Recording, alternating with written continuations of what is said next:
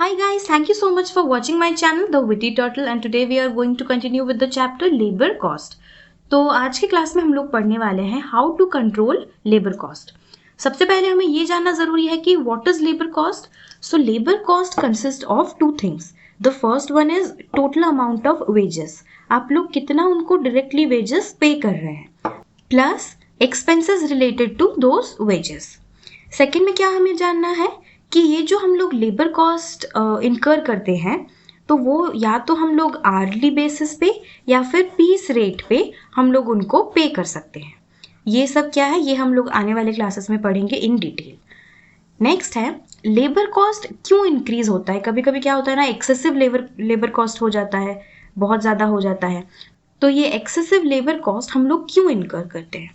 इसका फर्स्ट जो रीज़न है that is inefficiency of labour. Obviously आप अगर एक्सपेक्ट कर रहे हैं कि लेबर लोग अगर इस एफिशिएंसी से काम करेंगे तो ये काम 15 दिन में ख़त्म होगा, लेकिन अगर वो लोग नहीं कर पा रहे हैं then it is obviously due to their inefficiency.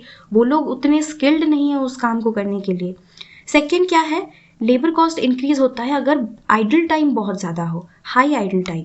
Idle time क्या होता है, जैसे कि ब्रेक होता है आपका. लेट्स से लेबर लोग 9 घंटे स्पेंड करते हैं आपके फैक्ट्री में, लेकिन उनका जो इफेक्टिव आवर्स होता है that is only 3 hours.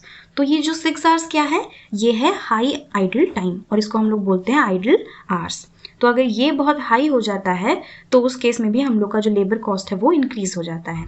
Next है over time payment. Yes obviously कोई लेबर अगर ओवर टाइम कर रहा है तो उनको हमें उस ओवर टाइम का पेमेंट भी करना है, तो वो ऑब्वियसली हमारे लेबर कॉस्ट बढ़ाता है. हाई लेबर टर्नओवर, अगर हम लोग बहुत ज़्यादा लेबर ले आएंगे, उनका लेबर टर्नओवर जो है वो अगर बढ़ जाता है तो उस हिसाब से हमें पे भी करना पड़ता है. Increase in wastage, spoilage and defective production. Yes, बहुत सारे केसेस में क्या होता है ना, अगर लेबर जो है वो इनएफिशिएंट होते हैं या फिर उतने स्किल्ड नहीं होते हैं तो उस केस में क्या होता है, उनका जो वेस्टेज है या फिर मटेरियल का, या फिर वो लोग जो स्पॉइल कर देते हैं या फिर जो प्रोडक्शन में डिफेक्टिव पीसेस निकलते हैं वो सब बढ़ जाता है, जिसकी वजह से क्या होता है, लेबर कॉस्ट इंक्रीज होने लगता है. और ये सब होने का एक बहुत बड़ा रीज़न है लैक ऑफ प्रॉपर सुपरविजन. अगर आप अच्छे से सुपरवाइज नहीं कर पाओगे तो ये सब चीज़ें तो होना ही है. सो ये तो गया कंट्रोल ऑफ लेबर कॉस्ट का थोड़ा बहुत इंट्रोडक्शन मैंने दे दिया. अब हम ये पढ़ेंगे कि ऐसे कौन से डिपार्टमेंट्स हैं who play a vital role in labor cost control. तो यहाँ पर हम लोग 5 डिपार्टमेंट्स के बारे में पढ़ेंगे. The first one is HR department, human resources का डिपार्टमेंट. HR डिपार्टमेंट बेसिकली क्या करता है, ये नाम तो सबने ही सुना है HR डिपार्टमेंट का. इनका जो बेसिक काम है that is execution of policies regarding appointment. जितना भी मैन पावर है, जितने भी ह्यूमन रिसोर्सेज हैं आपकी कंपनी में, उन लोगों का जो मैनेजमेंट है, उन लोगों का जो जितना भी उनके बारे में डिसीजंस लेना है, all those decisions are taken by human resource department. Execution of policies regarding appointment, जो भी आपका पॉलिसीज है, कंपनी का पॉलिसीज फॉर्मेशन हो चुका है, उसको कैसे प्रॉपरली अप्लाई करना है, उसको कैसे प्रॉपरली एग्जीक्यूट करना है, वो है HR का काम. सो अपॉइंटमेंट, किसको अपॉइंट करना है, कितने नंबर ऑफ लेबर जो है उन्हें रिक्रूट करना है, किसका प्रमोशन कराना है, किसको ट्रांसफ़र दिलाना है और किसको अपने काम से डिस्चार्ज करना है. ये सब जो बेसिक चीज़ें हैं these are performed by HR department. इसके अलावा ये लोग और भी बहुत काम करते हैं, लाइक लेबर का क्लासिफिकेशन करना, मतलब ये डायरेक्ट लेबर है, ये इनडायरेक्ट लेबर है, ये लेबर यहाँ पर जाएंगे. फिर उनके वेजेस और इंसेंटिव्स के का भी क्लासिफिकेशन करना और कौन किसको कितना मिलना चाहिए वो डिफाइन करना.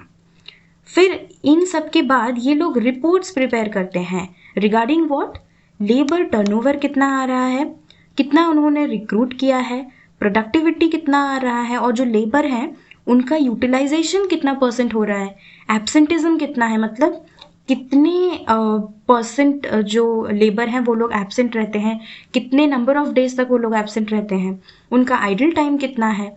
इन सब से रिलेटेड जो रिपोर्ट्स हैं वो ये लोग प्रिपेयर करते हैं.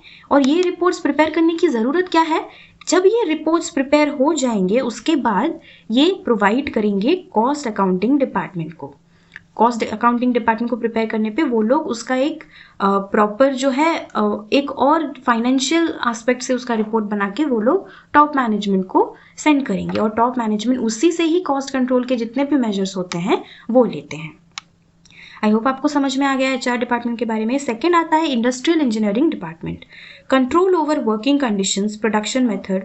सो बेसिकली ये जो इंडस्ट्रियल इंजीनियरिंग डिपार्टमेंट है इनका काम है कि वर्किंग कंडीशन कैसा है आपके ऑर्गेनाइजेशन का, फिर किस मेथड से आपका जो है प्रोडक्शन हो रहा है, लेबर का जो जॉब परफॉर्मेंस है वो कैसा है, जॉब शेड्यूलिंग मतलब किसके बाद कौन सा जॉब परफॉर्म करना है। बेसिकली क्योंकि ये इंजीनियरिंग बेस्ड डिपार्टमेंट है तो जितना भी इंजीनियरिंग वाला एस्पेक्ट है those aspects will be taken care of by this department, ठीक है। और इसमें क्या क्या आता है, मेथड स्टडी करना, मोशन स्टडी करना, ये सब क्या है ये भी हम लोग आगे चल के पढ़ेंगे। नेक्स्ट आता है हम लोग का टाइम कीपिंग डिपार्टमेंट। आप लोग सोच रहे हैं ये कैसा नाम है, लेकिन नहीं, टाइम कीपिंग डिपार्टमेंट भी एग्जिस्ट करता है। इनका जो बेसिक रोल है वो क्या है, जितने भी वर्कर्स हैं उनका टाइम का रिकॉर्ड बनाना और उसको मेंटेन करना, to keep and maintain the time for workers. Plus वो लोग का चेकआउट और चेक इन का टाइम भी नोट करना, ये सब का रिकॉर्ड मेंटेन करना, प्लस उसको शिफ्ट्स एंड ओवर टाइम के हिसाब से डिवाइड करना, मतलब कौन सा वर्कर कब आ रहा है कब जा रहा है, उनका शिफ्ट क्या है, क्या वो अपने शिफ्ट के अकॉर्डिंग आ रहे हैं, या फिर जो भी लेबर लोग ओवर टाइम करते हैं उनका भी प्रॉपर रिकॉर्ड मेंटेन करना। और जितना भी रिकॉर्ड वो लोग मेंटेन करते हैं टाइम का, वो सबको प्रोडक्ट वाइज या फिर डिपार्टमेंट वाइज या फिर बैच वाइज या फिर जॉब वाइज उन सबको डिवाइड करके अरेंज करके रखना। प्लस उनका और क्या काम है, जो लोग भी ओवर टाइम करते हैं उनको ओवर टाइम का तो पेमेंट मिलता ही है, इंसेंटिव्स का भी पेमेंट मिलता है अगर वो लोग कुछ प्रोडक्टिविटी को इंक्रीज करें तो सिमिलरली ये सब जो चीज़ें हैं these are taken care of by time keeping department. Next आता है हम लोग का payroll department. Payroll department का नाम तो सबने ही सुना होगा। इनका बेसिक काम क्या है, एज द नेम सजेस्ट, इनका बेसिक काम है प्रिपरेशन ऑफ पे रोल, किसको कितना मिलना चाहिए, उसमें इंसेंटिव कितना ऐड करना है, उनका टोटल वेज कितना है, ओवर टाइम कितना है। फिर क्या करते हैं ये लोग, दे maintain records of job classification, जो भी जॉब होता है उसको वो लोग क्लासिफाई करते हैं और उसका एक रिकॉर्ड मेंटेन करते हैं। और इनका जो वेज रेट होता है that is based on departmental wage rates, तो कौन से डिपार्टमेंट के कौन से वर्कर को अपने शिफ्ट और अपने ओवर टाइम के हिसाब से कितना मिलेगा, वो रेट वेज रेट जो है वो ये लोग फिक्स करते हैं। नेक्स्ट क्या है, जो भी वर्कर है लेट्स से उन्होंने जितना भी अर्न किया है वो अर्निंग को वो लोग प्रॉपर कॉस्ट सेंटर को एलोकेट करते हैं और अकॉर्डिंगली उसको अपॉर्शन भी करते हैं। सिमिलरली यहाँ पर एक और इम्पॉर्टेंट चीज़ आता है जैसे कि PF provident fund, ESI employ state insurance, फिर जो ओवर टाइम पेमेंट्स होता है, इन सब का किसको कितना मिलना चाहिए क्या नहीं, इन सब का ये लोग समराइज करते हैं, इन सब का वो लोग एक समरी प्रिपेयर करते हैं और जो कि बहुत ही ज़्यादा हेल्पफुल होता है कॉस्ट अकाउंटिंग डिपार्टमेंट के लिए भी। नेक्स्ट कौन सा डिपार्टमेंट है, नेक्स्ट है कॉस्ट अकाउंटिंग डिपार्टमेंट। तो कॉस्ट अकाउंटिंग डिपार्टमेंट का जो मेन काम है वो है accumulation and compilation of all cost data relating to labour. बाकी के जो 4 डिपार्टमेंट्स अभी हम लोगों ने पढ़ा उन सब से इनको जो भी डेटा मिलता है, जो भी इंफॉर्मेशन मिलता है regarding the labours, regarding the element labours, उन सबको ये लोग क्या करते हैं, एक्यूमुलेट करते हैं, कंपाइल करते हैं, एनालाइज करते हैं। और क्या करते हैं ये लोग क्या करते हैं, एनालाइज करते हैं हर पेरोल को, पेरोल को एनालाइज करते हैं, analyses payroll cost to effectively render routine and special labour cost reports. तो इनका ये लोग क्या करते हैं, जो पेरोल आता है उसको एनालाइज करते हैं और वो कितना इफेक्टिव है वो देखते हैं और वो लोग एक special labour cost report prepare करते हैं। ये रिपोर्ट में क्या क्या शो करता है, ये रिपोर्ट में डिस्क्लोज करता है कि जो आइडल टाइम है, ये बेसिकली जो फिनेंस वाला एस्पेक्ट है यहाँ पर देखा जाता है। तो स्पेशल लेबर कॉस्ट रिपोर्ट में क्या क्या डिस्क्लोज करता है कि जो आइडल टाइम है क्या वो नॉर्मल है या फिर एबनॉर्मल है। नॉर्मल क्या है, जैसे कि वो लोग लंच करेंगे, लेबर लंच करेंगे, या फिर उनको थोड़ा रेस्ट रूम जाने की ज़रूरत है, या फिर वो लोग कुछ और काम आ गया, तो वो सब क्या आता है, क्योंकि इसमें आता है नॉर्मल आइडल टाइम। और अब नॉर्मल क्या है, जैसे कि उन्होंने कोई स्ट्राइक कर दिया है, तो this is their idle time. लेकिन ये क्या है, एबनॉर्मल आइडल टाइम। सिमिलरली ये रिपोर्ट में और क्या क्या डिस्क्लोज होता है कि क्या ये डायरेक्ट लेबर है या फिर इनडायरेक्ट लेबर है। फिर है डिपार्टमेंटल लेबर कॉस्ट, हर डिपार्टमेंट का लेबर कॉस्ट कितना आ रहा है ये भी शो करते हैं ये लोग। फिर क्या करते हैं, वेरिएंस एनालिसिस करते हैं। वेरिएंस एनालिसिस इज व्हाट, कितना वेरिएंस आ रहा है between the actual labour cost and the standardised labour cost जो कि पहले से सेट किया गया था। और ये जो सारे रिपोर्ट्स में ये सब शो किया जाता है, ये क्यों किया जाता है, because this report is being used by the top management to effectively control the labour cost. Overall cost को ही कंट्रोल करना है हमें, जिसमें से कि एक एलिमेंट है लेबर कॉस्ट। तो जो टॉप मैनेजमेंट है वो लोग इन सारे रिपोर्ट्स को यूज करते हैं कॉस्ट को कंट्रोल करने के लिए इफेक्टिवली। ये समझ में आ गया आप लोगों को। और उसके बाद हमें गिवन है ये जो फैक्टर्स, ये तो आप लोगों को मैंने पहले से ही बहुत बता दिया है, आप लोग इसको एक बार रीड करेंगे खुद से तो समझ में आ जाएगा। अब हम लोग पढ़ते हैं कि ये जो टाइम कीपिंग डिपार्टमेंट होता है, ये डिपार्टमेंट क्यों होता है और इनका क्या क्या रोल होता है किसी भी ऑर्गेनाइजेशन में। सो टाइम कीपिंग डिपार्टमेंट क्या बोल रहा है, इनका जो बेसिक काम है that is recording the attendance time accurately. अभी अभी हम लोगों ने पढ़ा था कि इनका क्या काम होता है, check in checkout, shifts, over time, फिर सारा जो लेबर कॉस्ट है उसको product, department, batch and job wise divide करके रखना। तो इनका बेसिक काम जो है वो है अटेंडेंस को एक्यूरेटली रिकॉर्ड करना। ठीक है, तो इससे क्या होता है, इससे बहुत बड़ा फायदा होता है, that is punctuality and discipline बढ़ता है सारे लेबर्स में। और इससे क्या होता है, लेबर का जो मोरल रहता है वो हमेशा हाई रहता है, जो कि प्रोडक्टिविटी पर एक पॉजिटिव इम्पैक्ट लाता है। प्लस और क्या है, टाइम कीपिंग वाला जो काम है this is a statutory requirement. Labour laws अगर आप पढ़ेंगे तो time keeping is a must, time keeping एक स्टैट्यूटरी नीड है। सो ये तो गया इंट्रोडक्शन। अभी हम लोग पढ़ते हैं कि what are the role of time keeping department.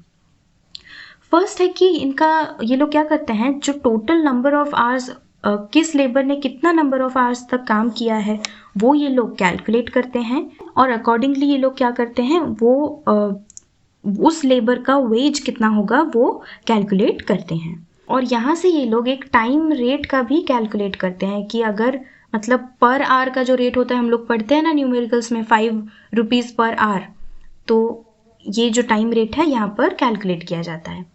Next क्या है, अभी अभी हम लोगों ने देखा promotes punctuality and discipline. Third point में बोल रहा है it is helpful while calculating PF, gratuity, leave encashment, promotion, salary scale and pension. जितना भी रिटायरमेंट बेनिफिट एक एम्प्लॉय को मिलता है वाइल ही इज़ रिटायरिंग, और अगर वो टर्मिनेट हो रहा है तो उस टाइम उनको जितना भी पीएफ या फिर ग्रेचुइटी, ये जितने भी रिटायरमेंट बेनिफिट्स मिलते हैं, या फिर अगर उनका प्रमोशन होने वाला है तो कितना उनका जो सैलरी है वो उसमें हाइक होगा, ये सब चीज़ें कैलकुलेट करने में टाइम कीपिंग डिपार्टमेंट का एक बहुत बड़ा रोल रहता है। फोर्थ पॉइंट में बोल रहा है लेबर आवर का जो कैलकुलेशन होता है वो क्या है, लेबर आवर ये लोग कैलकुलेट करते हैं, और उसको वो बहुत ही ज़्यादा हेल्पफुल होता है किसमें, जब हम लोग ओवरहेड में अपॉर्शनिंग करते हैं तो उसमें भी बहुत ज़्यादा हेल्पफुल रहता है। नेक्स्ट है स्टैट्यूटरी रिक्वायरमेंट, अभी अभी देखा हम लोगों ने लेबर लॉज के अंडर में। 6 पॉइंट बोल रहा है it is helpful in further analysis. इसके बाद का जो एनालिसिस होगा उसमें भी ये बहुत ज़्यादा हेल्पफुल रहता है, जैसे कि कभी हमें स्टैंडर्ड टाइम फिक्स करने की ज़रूरत है। स्टैंडर्ड टाइम मतलब लेट्स से एक जॉब है जिसका नाम है ए, इसको हम लोग देख रहे हैं कि कुछ सालों से, कुछ महीनों से इस काम को 5 लेबर को करने के लिए 15 आवर्स लग रहा है, तो ये हम लोग स्टैंडर्डाइज कर सकते हैं। तो स्टैंडर्ड टाइम हम लोग तभी फिक्स कर पाएंगे जब हमारे पास वो सारे चीज़ों का रिकॉर्ड मेंटेन्ड होगा, तो इसीलिए this department is very important. It is also helpful in finding out idle time, अभी अभी पढ़ा है हम लोगों ने, as well as the efficiency of labour. So time keep करने का 4 मेथड्स होता है। The first one is time recording clocks और क्लॉक कार्ड्स। ये क्या है ये भी हम लोग पढ़ेंगे। Second is disc method, third is attendance records and the fourth one is biometric attendance system. ये क्या है ये तो सबको ही पता है, और अटेंडेंस रिकॉर्ड्स क्या है ये भी हम सबको पता है। मैं थोड़ा सा एग्जाम्पल दे दूंगी, आप लोग को समझ में आ जाएगा। फर्स्ट देखते हैं टाइम रिकॉर्डिंग क्लॉक्स और क्लॉक कार्ड्स। तो इस मैकेनिज्म में क्या होता है ना, एक जो वर्कर होता है उनको एक कार्ड दिया रहता है, पहले से ही एक कार्ड गिवन रहता है, और वो क्या करते हैं, वो कार्ड को वो लोग पंच करते हैं जब वो अपने ऑर्गेनाइजेशन के अंदर आते हैं, और जब वो चेकआउट करते हैं उस टाइम भी वो उसको पंच करते हैं। तो उससे क्या होता है ना, जो डेट और टाइम होता है वो ऑटोमेटिकली कार्ड में रिकॉर्ड हो जाता है। और अगर उनको जो वेजेस है वो वीकली बेसिस पे पे हो रहा है तो हर वीक उनको एक नया नया कार्ड मिलता है, और अगर उनको मंथली वाइज पे हो रहा है वेजेस तो उनको उस टाइम मंथली हर महीने में एक नया कार्ड मिलता है जिसमें कि वो लोग पंच करवाते हैं। ये तो है टाइम रिकॉर्डिंग क्लॉक्स और क्लॉक कार्ड के बारे में। इसका जो सबसे बड़ा डिसएडवांटेज या फिर लिमिटेशन हम बोल सकते हैं, दैट इज़ कि जो वर्कर एक ऑर्गेनाइजेशन में जा रहा है, लेट्स से 9 आवर्स के लिए वो जा रहा है, सुबह 8 बजे ऑर्गेनाइजेशन में चेक इन कर रहा है और शाम को 5 बजे वो चेकआउट कर रहा है। तो वो वहाँ पर 9 आवर्स स्पेंड तो कर रहा है, लेकिन उसमें से उसका इफेक्टिव आवर्स कितना है वो हम लोग नहीं देख सकते, नहीं कैलकुलेट कर सकते इसमें से। सो ये एक बहुत बड़ा डीमेरिट है। नेक्स्ट आता है डिस्क मेथड। डिस्क क्या होता है, ये बहुत ही पुराना मेथड है। तो इसमें एक डिस्क रहता है जिसमें कि हर वर्कर का आइडेंटिफिकेशन नंबर रहता है। क्या रहता है, आइडेंटिफिकेशन नंबर उसमें रहता है। और जब वर्कर फैक्ट्री के अंदर आता है तो उस टाइम वो क्या करता है, वो डिस्क उठाता है और गेट के मतलब फैक्ट्री के गेट के पास एक ट्रे में उसको डाल देता है, और या फिर उसको कहीं पर बोर्ड होगा तो वहाँ पर वो उसको हैंग कर देता है। तो उससे पता चलता है कि हाँ ये आइडेंटिफिकेशन वाला जो वर्कर है, आइडेंटिफिकेशन नंबर वाला जो वर्कर है वो आज प्रेजेंट है। और अगर वो वहाँ पर हैंग नहीं किया है तो हमें पता चल जाता है कि ये आज एब्सेंट है। लेकिन इसका एक बहुत बड़ा डीमेरिट ये है कि जहाँ पर बहुत सारे वर्कर्स रहते हैं वहाँ पर एक एक चीज़ को कैलकुलेट करना, एक एक डिस्क को देखना और उसके आइडेंटिफिकेशन नंबर को मैच करना, ये बहुत ही ज़्यादा डिफ़िकल्ट हो जाता है। थर्ड और फोर्थ जो है ये हम लोग आजकल के डेट में देख रहे हैं, खुद भी कभी कभी करते ही हैं। अटेंडेंस रिकॉर्ड्स क्या है, आप लोगों में से कोई हॉस्टल में रहा है तो उनको पता होगा कि हॉस्टल के बाहर एक रजिस्टर रहता है जिसमें कि आप लोगों को अपना नाम, अपना रोल नंबर, अपना इन टाइम और अपना आउट टाइम लिखना है, और आप क्यों जा रहे हैं बाहर ये भी लिखना रहता है। तो सिमिलरली ये एक बहुत ही पुराना मेथड है टाइम कीप करने का, कि कौन सा एम्प्लॉय कितने बजे आया वो खुद ही अपना रिकॉर्ड करेंगे, और वहाँ पर एक वॉचमैन या फिर कोई बैठे होंगे जो कि मॉनिटर करेंगे कि कौन आ रहा है, कब कौन जा रहा है, उसने वो सब सही से लिखा है या नहीं। So this is known as attendance records. Fourth क्या है, फोर्थ है बायोमेट्रिक अटेंडेंस सिस्टम। ये क्या है, ये या तो आपका जो फिंगरप्रिंट है उसमें से आपका अटेंडेंस ऑटोमेटिकली डाल देता है, या फिर आपका जो रेटिना स्कैन करके, रेटिना मतलब हमारे आई बॉल्स को स्कैन करके अटेंडेंस ऑटोमेटिकली ले लेता है, या फिर जो वर्कर है उसका फेस रिकग्निशन करके वो ऑटोमेटिकली जो है अटेंडेंस ले लेता है। और ये जो मेथड है ये आजकल के डेट में one of the most commonly used method है इन लार्ज ऑर्गेनाइजेशंस, क्योंकि जो स्मॉल ऑर्गेनाइजेशंस होते हैं वहाँ पर इसको इंस्टॉल करना कॉस्ट इफेक्टिव शायद ना हो, लेकिन जो लार्जर ऑर्गेनाइजेशंस हैं वो सब यही वाला मेथड ही यूज़ करते हैं।